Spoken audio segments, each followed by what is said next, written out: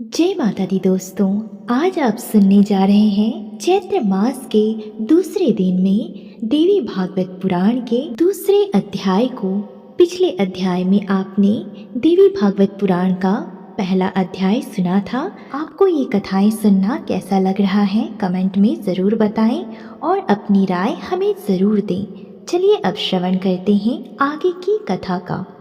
ऋषिगण बोले कि हे महाभाग, वसुदेव जी ने अपने पुत्र को किस प्रकार प्राप्त किया और वन में भ्रमण करते हुए श्री कृष्ण ने प्रसेन को कैसे खोजा।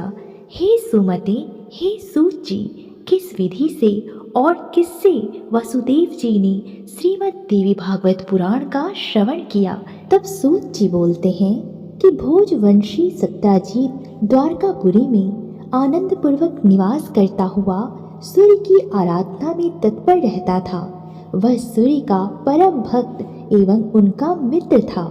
कुछ समय के पश्चात सूर्यदेव उसके ऊपर प्रसन्न हो गए और उन्होंने उसे अपने लोक का दर्शन कराया। उसकी परम भक्ति तथा प्रेम से अत्यंत प्रसन्न हुए भगवान सूर्य ने सत्यजीत को स्यमंतक मणि दे दी और वह उस मणि को अपने गले में धारण किए हुए द्वारका आ गया। उसे देखकर मणि के तेज से भ्रमित नागरिकों ने सत्यजीत को सूर्य समझकर सुधर्मा नामक अपनी सभा में विराजमान श्री कृष्ण के पास पहुंचकर उनसे कहा कि हे जगतपते, आपके दर्शन की अभिलाषा से भगवान सूर्य स्वयं आपके पास आ रहे हैं। यह बात सुनकर सभा में श्री कृष्ण हंसकर बोले, हे बाल स्वभाव नागरिकों, ये सूर्य भगवान नहीं बल्कि सत्यजीत हैं, जो स्वयं स्यमंतक मणि से दीप्तिमान होता हुआ यहाँ आ रहा है। उसके पश्चात ब्राह्मणों को बुलाकर सत्यजीत ने स्वस्ति वाचन कराया और भली भांति पूजन करके उस मणि को अपने घर में स्थापित किया।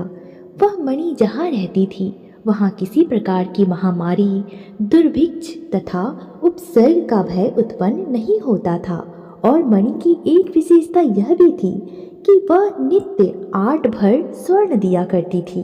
तदंतर एक दिन सत्यजीत के भाई प्रसेन ने उस मणि को गले में धारण करके सिंधु देशीय घोड़े पर सवार होकर आखेट के लिए वन की ओर प्रस्थान किया। वहाँ वन में किसी सिंह ने उसे देखा और घोड़े सहित प्रसेन को मारकर सिंह ने वह मणि स्वयं ले ली। इसके पश्चात महाबली ऋक्षराज जाम्बवान ने मणि धारण करने वाले उस सिंह को अपनी गुफा के द्वार पर देखकर और उसे मारकर मणि स्वयं ले ली। पराक्रमी ऋक्षराज ने वह मणि खेलने के लिए अपने पुत्र को दे दी और वह बालक भी उस प्रदीप्त मणि को पाकर उसके साथ खेलने लगा। कुछ काल बीतने पर भी प्रसेन के वापस न लौटने पर सत्यजीत अत्यंत दुखित हुआ और वह सोचने लगा कि मणि लेने की इच्छा से न जाने किसने प्रसेन को मार डाला।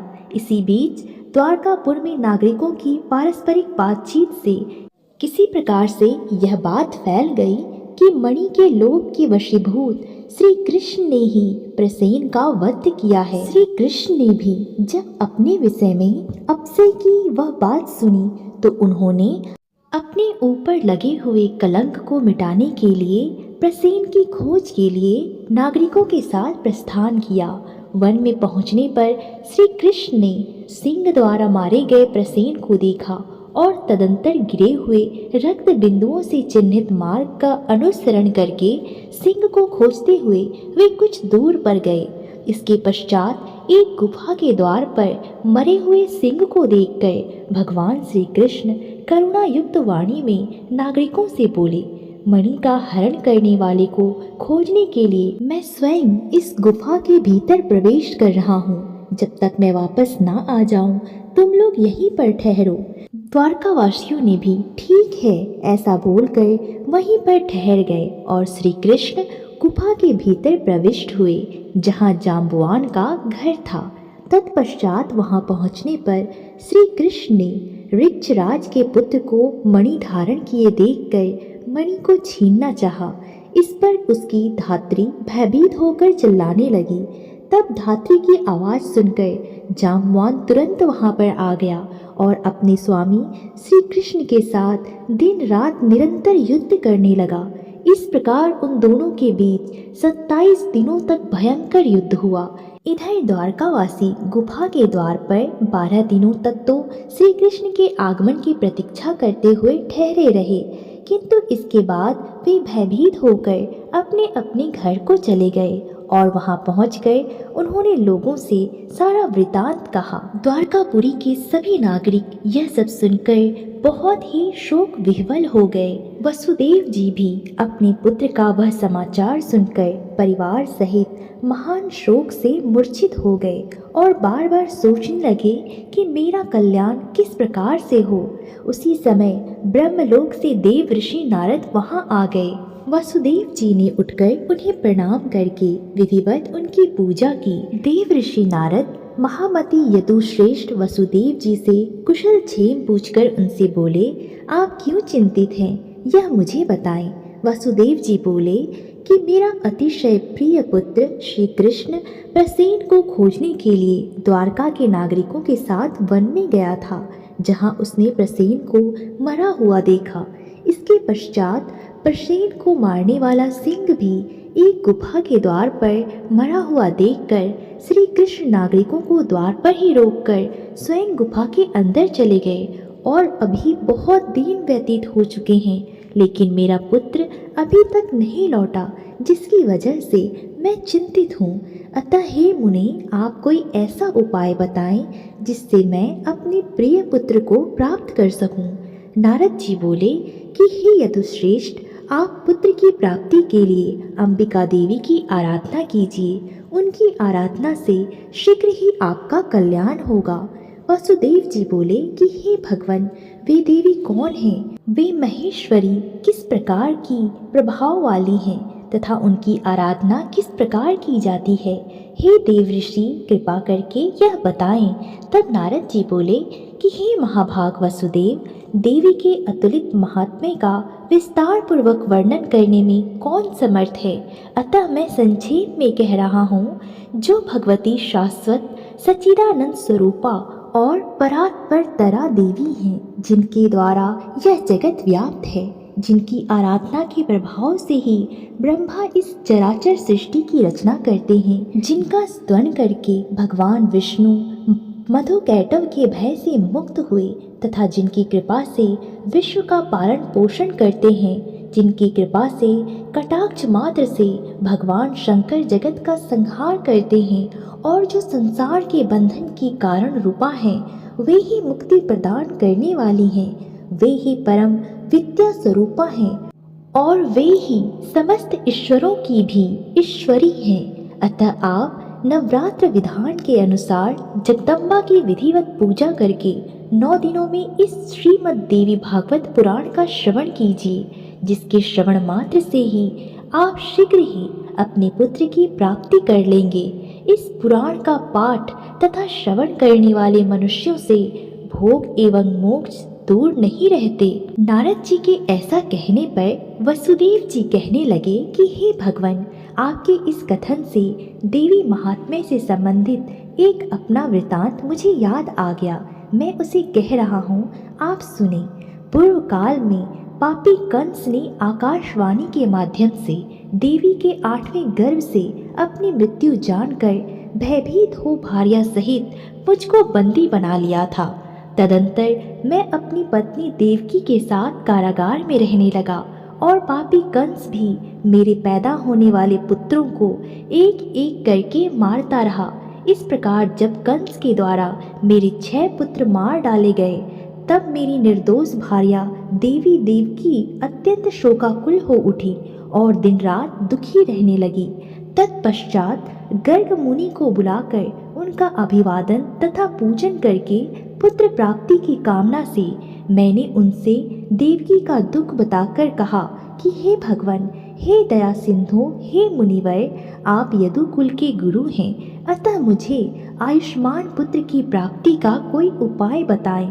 इसके अनंतर दयानिधान गर्ग जी प्रसन्न होकर मुझसे कहने लगे कि हे महाभाग वसुदेव, अब आप उस सर्वश्रेष्ठ साधन को सुनिए जो भगवती दुर्गा अपने भक्तों की दुर्गति का विनाश कर देती हैं। आप उन कल्याणकारिणी देवी की आराधना कीजिए, इससे शीघ्र ही आपका कल्याण होगा, क्योंकि उनकी आराधना से सभी लोगों की समस्त कामनाएं पूर्ण हो जाती हैं।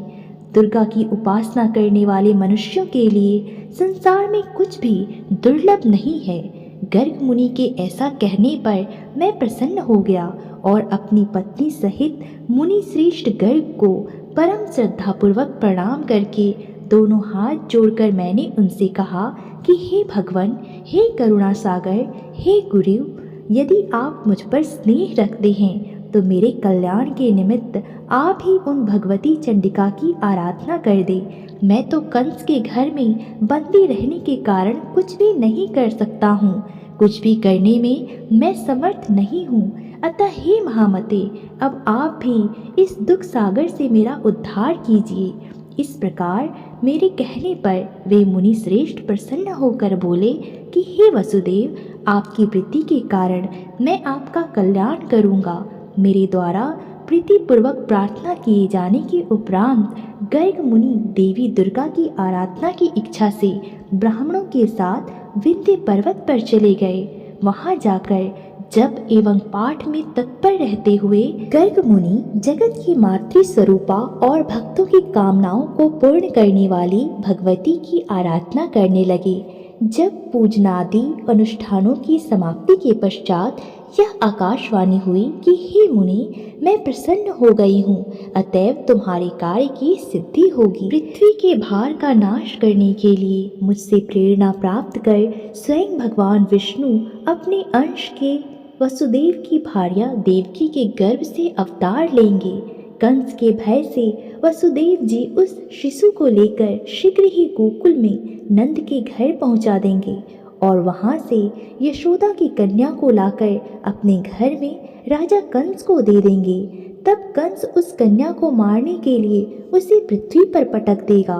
तदंतर उसके हाथ से छूटकर मेरी अंश स्वरूपा वह कन्या तत्क्षण अलौकिक रूप धारण करके विंध्य पर्वत पर चली जाएगी और निरंतर जगत का कल्याण करेगी। इस प्रकार उस आकाशवाणी को सुनकर गर्ग मुनि भगवती जगदम्बा को प्रणाम करके प्रसन्न मन से मथुरापुरी आ गए। आचार्य गर्ग के मुख से महादेवी के वरदान की बात सुनकर मैं पत्नी सहित अत्यंत प्रसन्न हुआ और परम आनंद विभोर हो उठा।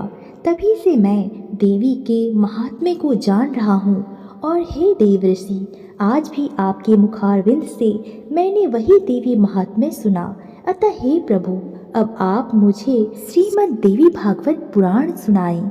हे दयानिधि, मेरे सौभाग्य से ही आप यहाँ पधारे हैं। वासुदेव जी का वचन सुनकर प्रसन्न मन वाले नारद जी ने शुभ दिन एवं शुभ नक्षत्र में श्रीमद् देवी भागवत की कथा आरंभ की। कथा में आने वाले विघ्न बाधाओं के शमनार्थ ब्राह्मण देवी के नवाक्षर मंत्र का जप तथा मार्कंडेय पुराण में वर्णित देवी स्तोत्र का पाठ करने लगे। प्रथम स्कंद के आरंभ से ही वासुदेव जी देव ऋषि नारद के मुख से निःसृत अमृत स्वरूप श्रीमद् देवी भागवत पुराण का भक्ति पूर्वक श्रवण करने लगे। 9वें दिन की कथा की समाप्ति होने पर महामनश्री वासुदेव जी ने श्रीमद् देवी भागवत ग्रंथ का तथा कथावाचक दोनों की प्रसन्नता पूर्वक पूजा की। उधर कंदार में श्री कृष्ण तथा जाम्बवान के बीच चल रहे युद्ध में श्री कृष्ण के मुष्टि का प्रहारों से जाम्बवान का शरीर अत्यंत शिथिल पड़ गया।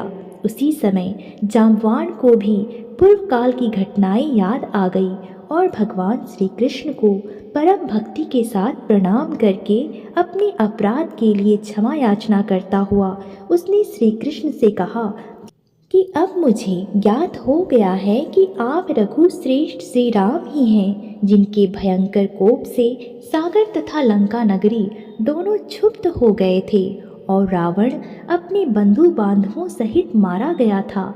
हे श्री कृष्ण, वे राम आप ही हैं, अतः मेरी धृष्टता को क्षमा करें। मैं आपका सर्वथा सेवक हूँ, अतएव मेरे योग्य जो भी कार्य हो उसके लिए मुझे आदेश दीजिए। जाम्बवान का वचन सुनकर जगतपति श्री कृष्ण बोले कि हे ऋक्षराज, मणि प्राप्त करने के लिए हम लोग इस कंदरा में आए हुए हैं। तत्पश्चात ऋक्षराज जाम्बवान ने श्री कृष्ण की विधिवत पूजा करके सम्यंतक मणि तथा अपनी पुत्री जाम्बवंती उन्हें प्रसन्नतापूर्वक अर्पित कर दी।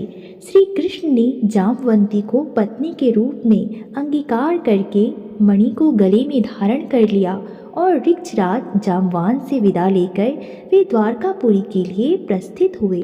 उधर द्वारका में उदार हृदय श्री वासुदेव जी ने श्रीमद् देवी भागवत पुराण की कथा की समाप्ति के दिन ब्राह्मणों को भोजन कराया तथा नानाविध दक्षिणाओं से उन्हें संतुष्ट किया।